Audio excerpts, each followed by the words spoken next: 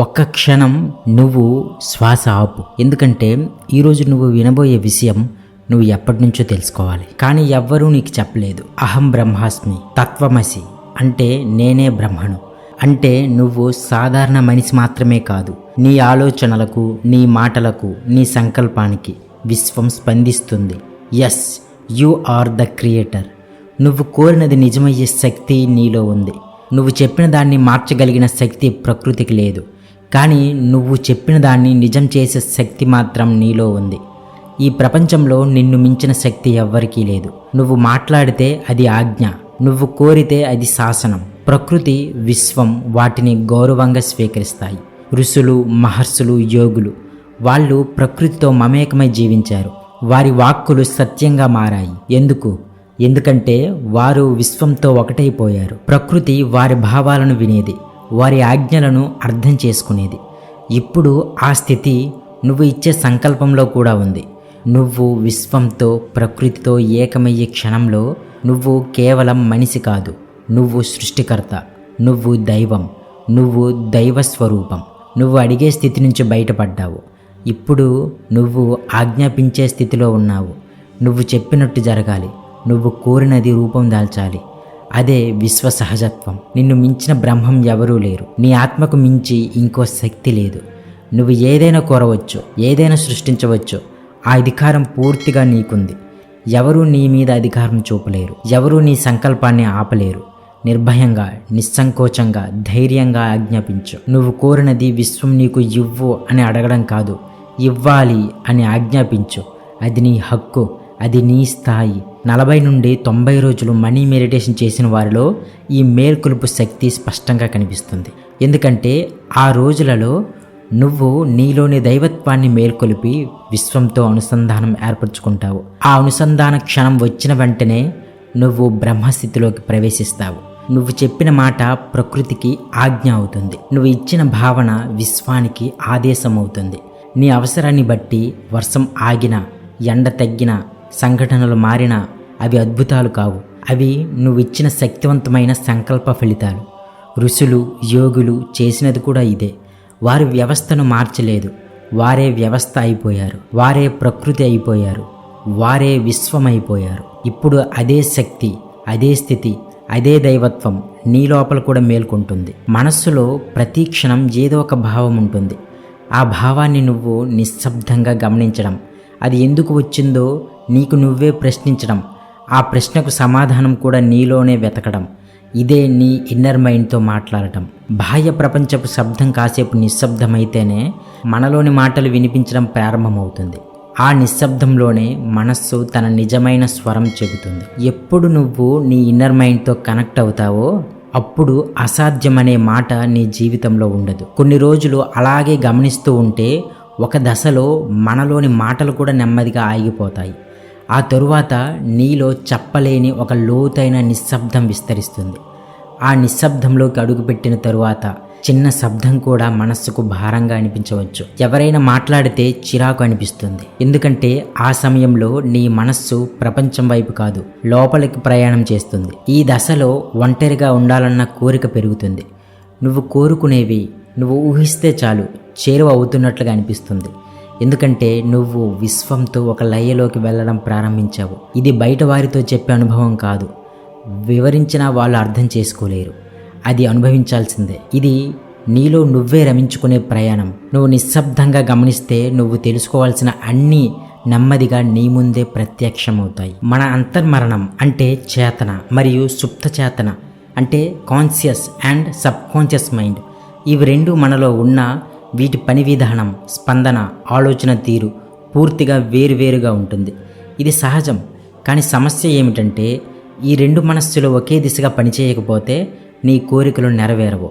ఉదాహరణకు నువ్వు నీ చేతన మనస్సుతో నాకు ₹1,00,00,000 కావాలి అని స్పష్టంగా కోరుతావు. కానీ వెంటనే నీ సబ్కాన్షియస్ మైండ్ ప్రశ్నిస్తుంది, అది ఎలా సాధ్యం, నీకు ఎలా వస్తాయి, నువ్వు ఎవరు ₹1,00,00,000 సంపాదించడానికి అని. ఇలా ప్రతి ప్రశ్నతో అది నీ కోరికను తగ్గిస్తుంది. ఒక గొప్ప పని చేయాలని భావించినా నీతో ఎలా అవుతుంది, నీకు కావలసిన స్థాయి, టాలెంట్ ఉన్నాయా అని మళ్ళీ నిన్ను సందేహంలో పడేస్తుంది. ఈ విధంగా ప్రతిసారి నీకు తెలియకుండానే నీ సుప్తచేతనాత్మక మనస్సు అంటే నీ సబ్కాన్షియస్ మైండ్ నీ నిర్ణయాలపై వ్యతిరేక ధోరణిలో ప్రశ్నలు వేస్తూనే ఉంటుంది. అందువల్ల నీ శక్తి చింతల్లో, భయాల్లో, సందేహాల్లో ఖర్చు అవుతుంది.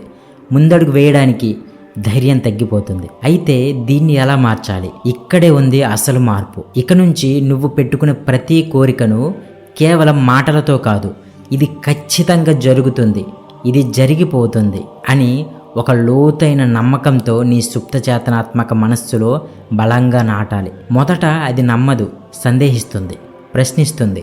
కానీ నువ్వు ఆ కోరికను ప్రతిరోజు స్పష్టంగా, శాంతంగా, నిశ్చలంగా ధృవీకరిస్తే మెల్లగా అది అంగీకరించడం మొదలు పెడుతుంది. ఒకరోజు అవును ఇది సాధ్యం అని నీ సుప్తచేతనాత్మక మనస్సే నీకు చెప్పడం ప్రారంభిస్తుంది.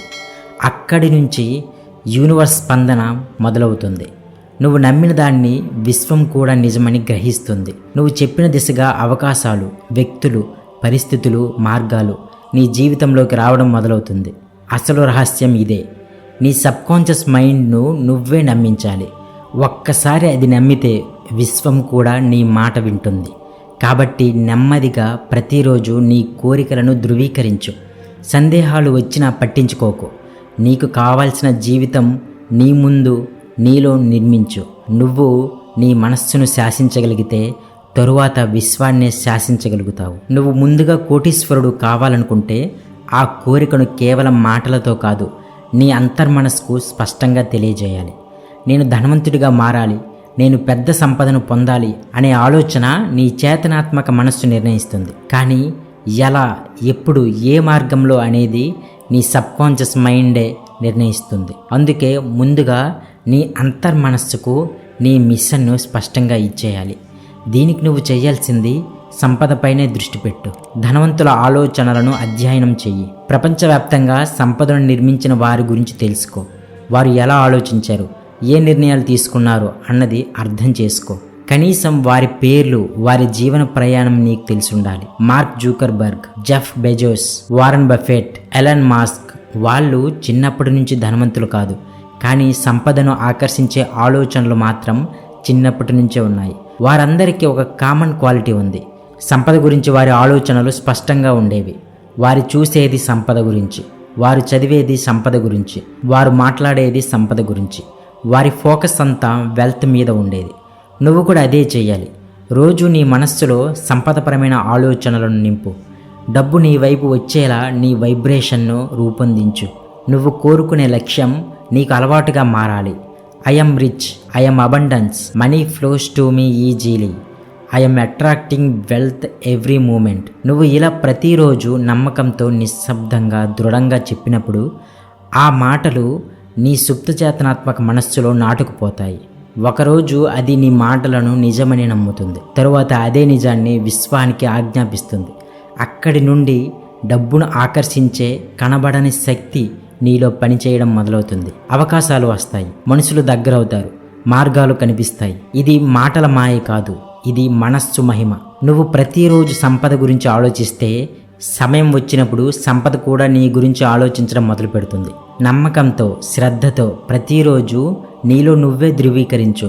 ఐఎమ్ రిచ్, ఐఎమ్ అబండెన్స్ అని. ఇది చిన్న మాటలా కనిపించినా నీ జీవితాన్ని మార్చే విత్తనం ఇదే. నువ్వు ఇప్పటి వరకు విన్న ఈ మొత్తం జ్ఞానం నువ్వు నీ జీవితాన్ని మార్చే స్థితికి రావడం కోసమే. ఇక్కడి నుంచే నీ అసలు ప్రయాణం మొదలవుతుంది. ఈరోజు నువ్వు విన్న ప్రతి భావాన్ని, ప్రతి మాటను నీలో దాచేయకు. అమలు చెయ్యి, ప్రాక్టీస్ చెయ్యి. విశ్వం నీ కోసం పనిచేయడం ప్రారంభిస్తుంది. ప్రతిరోజు మన కంటెంట్ను ఫాలో అవుతూ నీ మైండ్ను రీప్రోగ్రామ్ చేసుకో. విశ్వం నీ కోసం పనిచేయడం ప్రారంభిస్తుంది. ఈ వీడియోకి లైక్ చేసి హైప్ పాయింట్స్ మీద క్లిక్ చెయ్యి. ఈ వీడియో ఎక్కువ మందికి రీచ్ అవుతుంది. అంతేకాకుండా మన ఛానల్ని కూడా సబ్స్క్రైబ్ చేసుకో. Thank you for watching.